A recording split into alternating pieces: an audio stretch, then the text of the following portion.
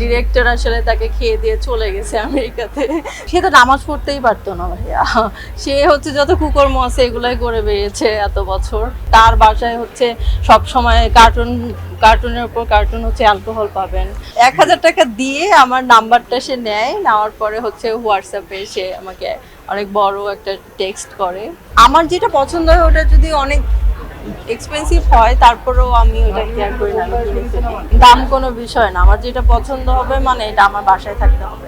আমি তো আসলে কারো পেছনে পড়ে থাকি না, আমি কাউকে নিয়ে কথা বলি না, বাট এরাই হচ্ছে গায়ে পড়ে আসলে লাগতে আসে। সো এর কথা বলবো যে আসলে সে যোগ্যতার কথা বলছে। সো তার আসলে কিসের যোগ্যতা? ওই 4 ছাড়া তো আমরা কোনো তার নাটক সিনেমা কিছু দেখি নাই। আর অনেক বছর আগে তার একটা ডিরেক্টরের সাথে একটা সিনেমার জন্য 7-8 বছর সে ছিল সেই ডিরেক্টরের সাথে। তার নাম হচ্ছে ইফতেখার চৌধুরী। সো মানে একটা সিনেমার জন্য যে 7-8 বছর থাকতে পারে, সেই সিনেমা তো আসলে হয়নি, মুক্তি পায়নি। ডিরেক্টর আসলে তাকে খেয়ে দিয়ে চলে গেছে আমেরিকাতে।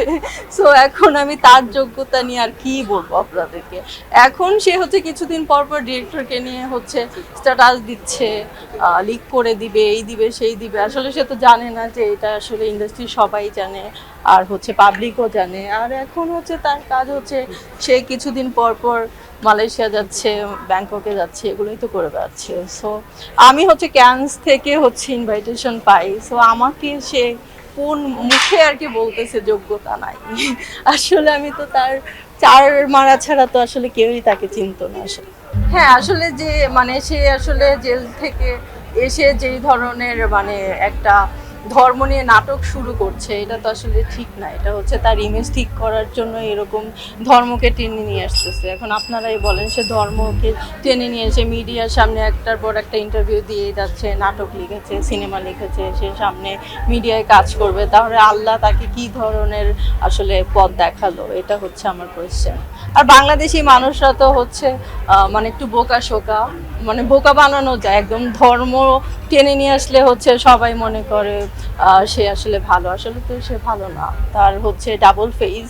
তার মুখে একরকম, মনে একরকম। আসলে মনে সিনেমা চলে। আর সে সব সময় হচ্ছে আমাকে টেনে, মানে ইন্টারভিউর মধ্যে আমাকে টেনে নিয়ে আসে। তো আমি এটা হচ্ছে চাই না সে কোনো ইন্টারভিউতে আমাকে নিয়ে কোনো কথা বলে। আর যদি এরকম কোনো কথা বলে তাহলে মামলা করে দিব তার নামে। আমি চাই না আসলে সে আমাকে নিয়ে কথা বলুক, আমার ছেলেকে নিয়ে কথা বলুক, এটা আসলে আমি চাচ্ছি না। সে তো নামাজ পড়তেই পারতো না ভাইয়া। সে হচ্ছে যত কুকর্ম আছে এগুলাই করে বেরিয়েছে এত বছর। এতদিন তো আমি মুখ খুলিনি, এখন যেহেতু কথা আসতেছে তো বলছি। মানে তার বাসায় হচ্ছে সব সময় কার্টুনের উপর কার্টুন হচ্ছে, অ্যালকোহল পাবেন, আর মেয়ে তো পাবেনই। তো মানে এটা হচ্ছে আসলে মানুষ দেখানো, লোক দেখানো, ধর্মর যে নাটকটা সেটা করে বেড়াচ্ছে আসলে। এটা নিয়ে আমি ক্লিয়ারও করেছি। আসলে আমি তো আমার জার্নালিস্টদেরকে কিছু বলিনি যে ওখানে ইউটিউবার ছিল না কে ছিল, একটা এক্সট্রা পার্সন। সো আমি তার মাথাটা ফাটাইলে আসলে ভাল লাগতো আমার। সে কেন জিজ্ঞেস করবে? মানে সে জেল থেকে বের হয়েছে, তো আপনি এটা নিয়ে কিছু বলেন। তো সে হচ্ছে জেল থেকে বের হোক নাকি মরে যাক, এটা আমার কি তাতে? মানে এত বছর পরে এইসব কোয়েশ্চেন কেন করবে একটা মানুষ? তো এই জন্যই তো আমার রাগটা উঠে গিয়েছে। আমি তো এটাই বলবো, সে যেন মিডিয়ার সামনে যদি কেউ আমাকে নিয়ে কোয়েশ্চেন করে তাহলে সে নো কমেন্টস বলে দিবে। আমি তো কথা বলি না, আমি তো তাকে নিয়ে, আমাকে নিয়ে জার্নালিস্টরা যদি কথা বলে তখন তো আমি নো কমেন্টস বলে দিই, আমি এটা নিয়ে কোনো কথাই বলি না। তো সে সেটাই করবে। তাহলে সে কেন এইটা নিয়েই কথা বলতেছে, মানে আমাকে কেন টানতেছে? তো এইটার জন্য তো আমি মামলা করে দিব নেক্সট টাইম যদি আমি কোনো ভিডিও দেখি, নতুন কোনো ভিডিওতে সে আমাকে নিয়ে কথা বলছে। 1000 টাকা দিয়ে আমার নাম্বারটা সে নেয়, নেওয়ার পরে হচ্ছে হোয়াটসঅ্যাপে সে আমাকে অনেক বড় একটা টেক্সট করে, আমাকে অনেক পছন্দ করে। তো এটা হচ্ছে আমার কাছে অনেক ফানি লেগেছে।